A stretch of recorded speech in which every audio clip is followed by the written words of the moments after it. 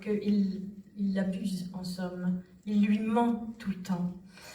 Alors Roddy lui raconte un rêve, il lui dit « Vous étiez auprès de moi, comme je vous imagine, comme je vous espère. Vous enchantiez ma demeure de votre présence, de votre grâce éthérée, de vos sourires tranquilles, de votre voix qu'encore je n'ai jamais entendue, qui était douce et mélodieuse, de tout ce qui vous appartient, qui n'appartient qu'à vous. » Alors tout de même, là, Théo va se dire « Non, je peux pas laisser faire ça. Je vais lui dire que Théa n'est pas la Théa dont il rêve. Elle n'est pas ce qu'il croit. Elle est très différente de ce qu'il pense qu'elle est. » Et alors il est anxieux de savoir ce que Roddy va répondre, mais Roddy répond « Je voudrais vous rencontrer, qui que vous soyez dans la réalité, quand bien même très loin de mes rêves. Le pourrons-nous un jour? Le ferons-nous bientôt? Je viendrai vous retrouver, où que vous soyez. Dites-moi. » Et Théo se sent misérable. Il doit refuser de rencontrer Roddy, bien entendu. Alors il diffère autant qu'il peut. Mais Roddy insiste tout de même.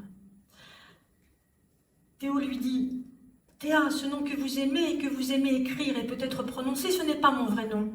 Le mien n'en est pas si éloigné, mais je vous en prie, ne rêvez plus de Théa. » Et Roddy lui écrit après 2 jours de silence. Qui de nous n'aurait pas envie d'embellir la réalité, de la faire à son goût, à sa convenance, pour qu'elle puisse répondre à nos désirs? Sommes-nous d'ailleurs si éloignés de ce que nous rêvons d'être, même si nous ne pourrons jamais tout à fait y parvenir? Donnons-nous un mois, voulez-vous, et rencontrons-nous un mois pour vous distancer de Théa et être vous-même. Un mois pour que l'image de Théa me quitte et que je rejoigne la vôtre, la vraie. Et c'est un mois plus tard que Roddy propose un rendez-vous à Théo dans un café littéraire. Mais Théo répond « Cher Roddy, je ne serai pas au rendez-vous que nous avons fixé à 14h15 dans 3 jours. Je ne peux pas. Je ne suis pas ce que vous croyez. Ma vie n'est pas celle que je vous ai racontée. Je vous écris maintenant qui je suis vraiment. Il n'y aura plus rien de faux. Ce texte, 6 juin, est pour vous. Ne m'en veuillez pas. Vous pourrez rageusement refermer le fichier. Dès les premiers mots, je comprendrai. » Et Théo lui envoie, en somme, le texte du roman, qui déroule sa vie petit à petit dans sa misérable petite chambre d'étudiant, lui en tant que garçon qu'étudiant, pas du tout Théa.